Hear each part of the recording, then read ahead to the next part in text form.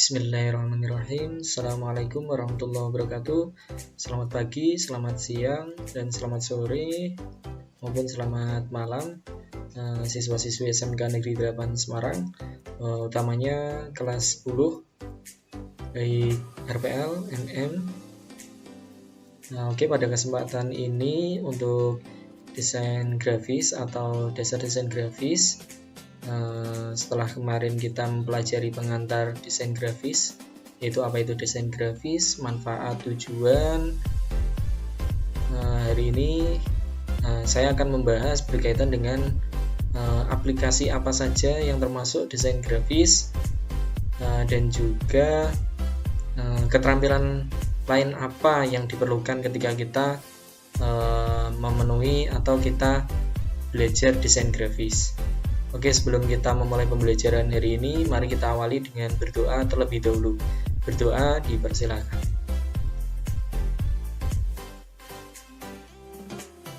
Selesai. Oke, selanjutnya langsung saya masuk materi.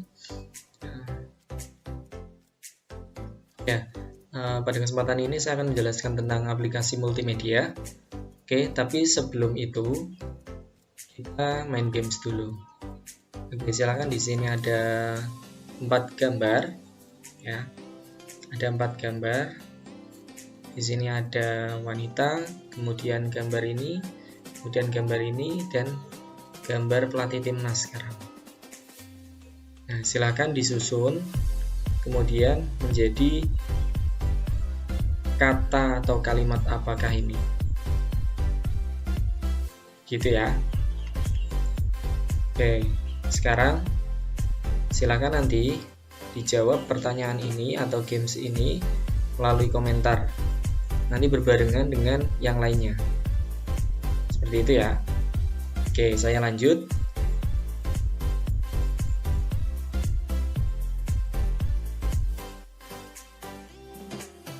Aplikasi, ya, yang pertama ada aplikasi pengolah tata letak.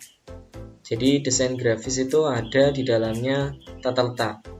Nah, di sini ada aplikasi pengolah tata letak. Di antaranya ada Adobe FrameMaker, kemudian ada Adobe InDesign, kemudian ada Adobe PageMaker, kemudian Corel Ventura. Tata letak itu apa? Berarti penataan letak atau penataan tampilan. Di sini ada Adobe, tiga aplikasi dari Adobe dan 1 dari Corel. Ya, mungkin kita ke depan tidak masuk ke aplikasi ini, ya. Aplikasi desain yang kita gunakan nanti adalah berbasis vektor dan bitmap atau pixel. Oke, mungkin yang kedua selain tata letak itu ada, nah ini aplikasi pengolah vektor. Ya, di sini ada Adobe Illustrator, Canva Canvas, kemudian ada Corel Draw, Macromedia Freehand.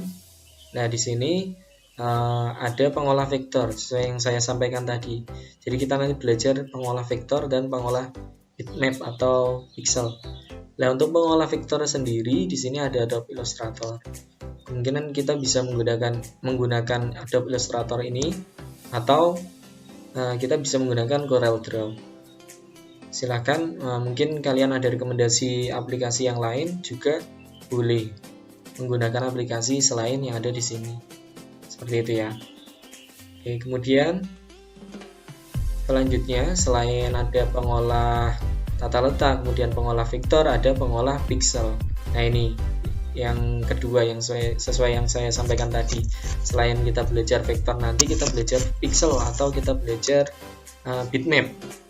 Nah, untuk pixel di sini ada Adobe Photoshop. Nah, ini sekeluarga dengan tadi Adobe Illustrator. Nah, kita mungkin bisa menggunakan ini Adobe Photoshop, kemudian Corel Photo Paint, kemudian ada Macromedia Express, Meta Creation Painter, Meta Creation Live Picture, Micrograph Picture Publisher, kemudian Microsoft Photo Editor.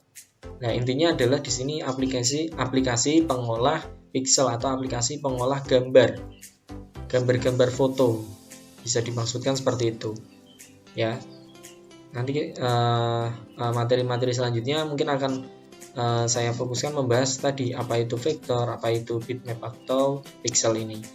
Jadi lebih jelas apa sih yang dimaksud vektor, apa itu pixel atau bitmap itu, perbedaannya apa, seperti itu. Oke, kemudian selanjutnya setelah tata letak, kemudian vektor, kemudian ada bitmap atau pixel, kemudian di sini ada pengolah multimedia. Jadi ada juga multimedia. Jadi multimedia itu termasuk juga desain grafis, karena di dalamnya ada elemen-elemen dari desain grafis. Contohnya ada apa? Makromedia director, ada makromedia flash. Nah, ini biasanya yang sering digunakan flash. Meskipun sekarang mulai ditinggalkan, tapi masih ada juga yang menggunakan flash. Kemudian ada multimedia builder. Kemudian yang terbaru, banyak guru pelatihan menggunakan ini, articulate storyline. Ya, jadi ini ada aplikasi pengolah multimedia juga. Termasuk juga desain grafis. Oke, kemudian selanjutnya ya, ini persiapan diri atau kompetensi desain grafis atau persiapan diri kompetensi desain grafis. Jadi hal-hal apa saja yang diperlukan atau kita perlukan ketika kita mempelajari desain grafis. Kita harus punya 3 hal ini. Yang pertama sikap kerja atau attitude, kemudian pengetahuan, keterampilan dan kepekaan atau skill, knowledge and sensibility, dan yang terakhir itu kreativitas atau creativity.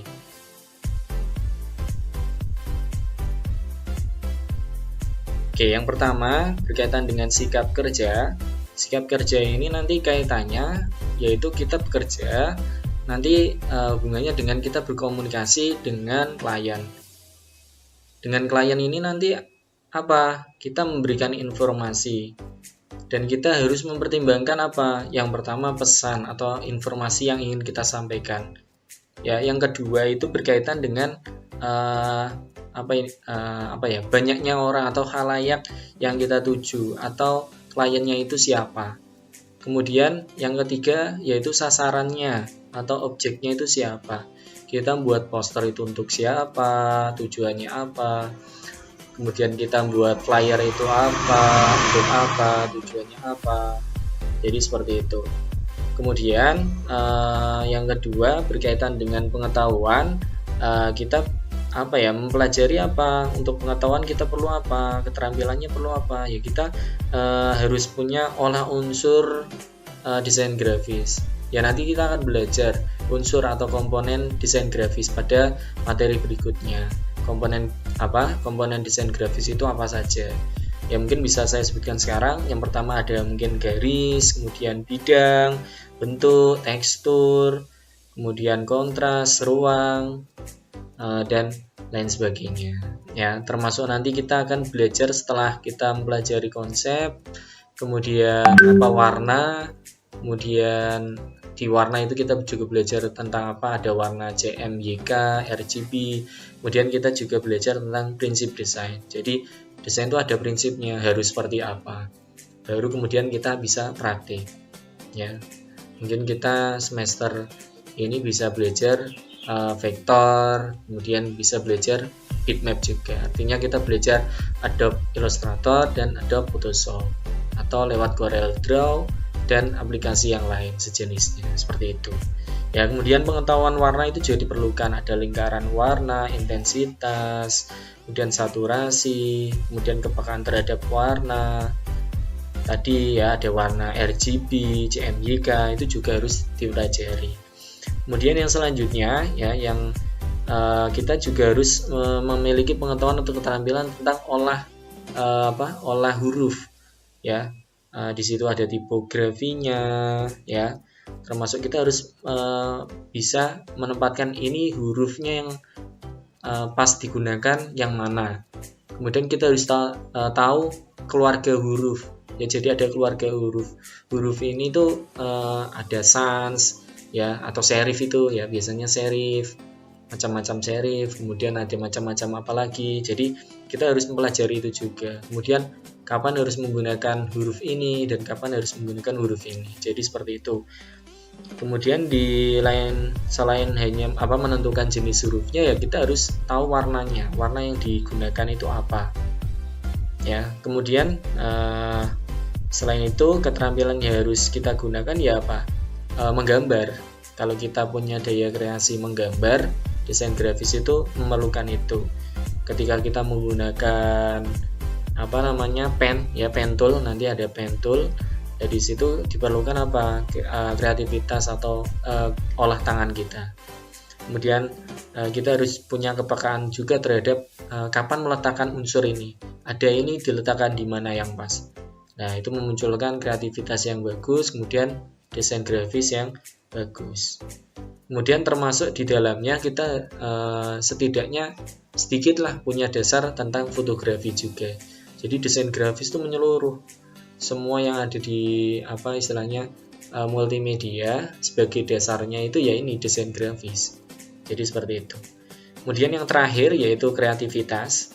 Ya, kreativitas ini berkaitan dengan apa? Ya, kemampuan kita dalam berkreasi. Ya, kompetensi kunci dari profesi desain grafis ya ini, ya kreativitas. Semakin kita itu punya kreativitas yang bagus, ya punya keunikan, daya tarik, ya kesegaran gagasan, pasti desainnya menarik, ya diminati orang. Jadi seperti itu. Oke, jadi 3 hal ini ya yang harus kita persiapkan ketika kita belajar desain grafis. Jadi ada sikap, ya pengetahuan, keterampilan dan kepekaan. Kemudian yang terakhir kreativitas. Ini harus kita persiapkan sebagai bekal ketika kita belajar desain grafis. Oke, selanjutnya sebelum masuk hal yang diperlukan juga ya dalam desain grafis, kita games dulu lagi. Jadi di sini ada 4 gambar. Silakan ditebak di sini ada laki-laki ya, mungkin maksudnya. Di situ ada clue-nya Arab, kemudian I-nya dicoret. Kemudian ada buah ini, kemudian sa-nya dicoret.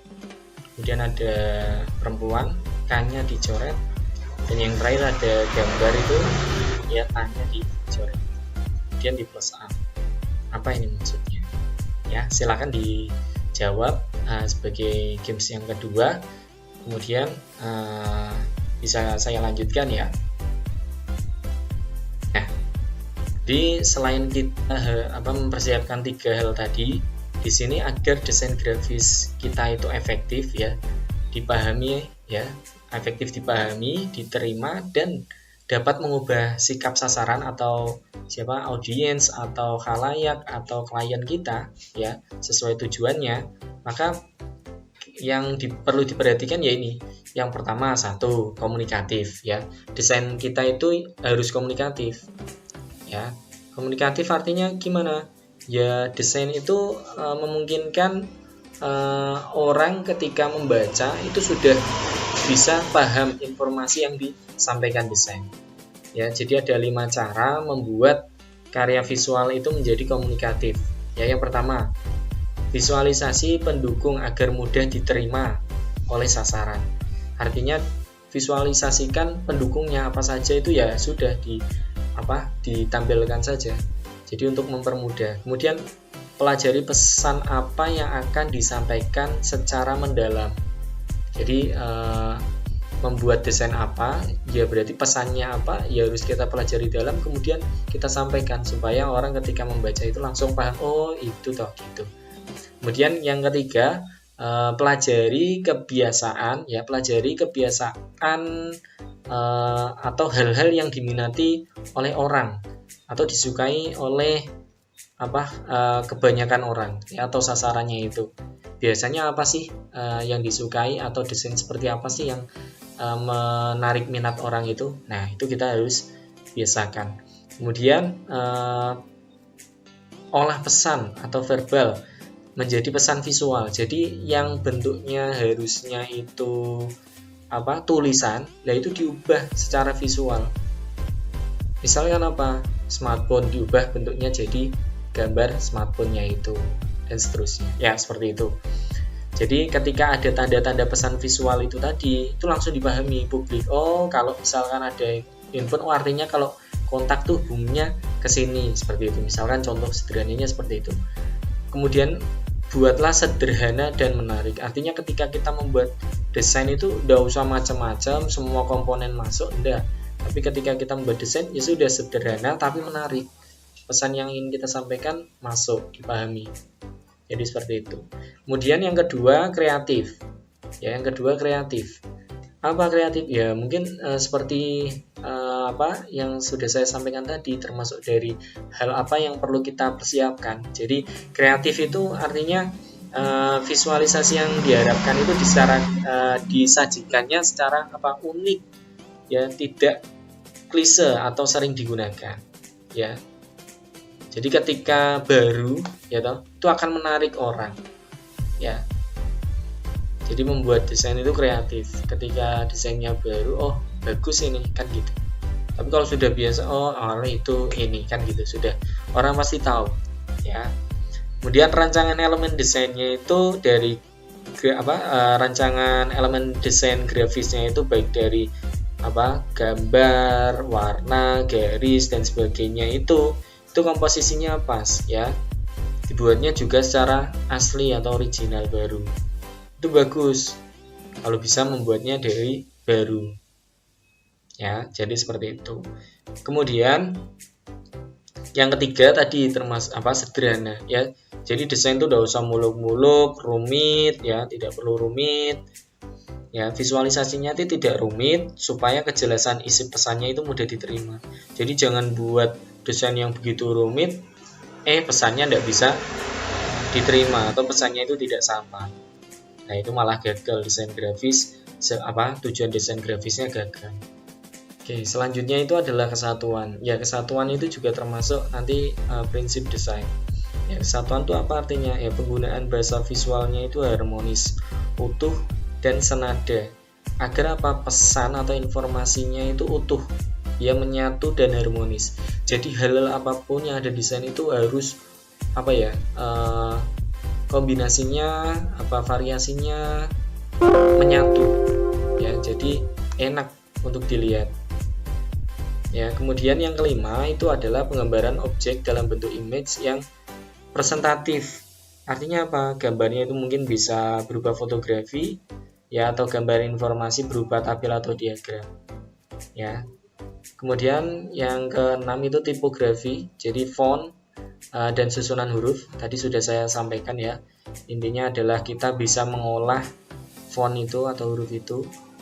Kemudian kita juga bisa memperhatikan warna. Ini tadi lewat, ya, harusnya warna dulu, ya. Warna itu warna yang sesuai. Jadi ketika kita meletakkan warna pun tidak asal-asalan.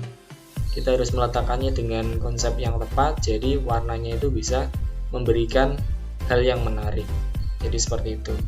Kemudian ada tata letak, kemudian unsur visual bergerak atau animasi yang bisa, ya. Kalau misalkan ini animasi, ya berarti bentuknya mungkin video atau animasi, ya.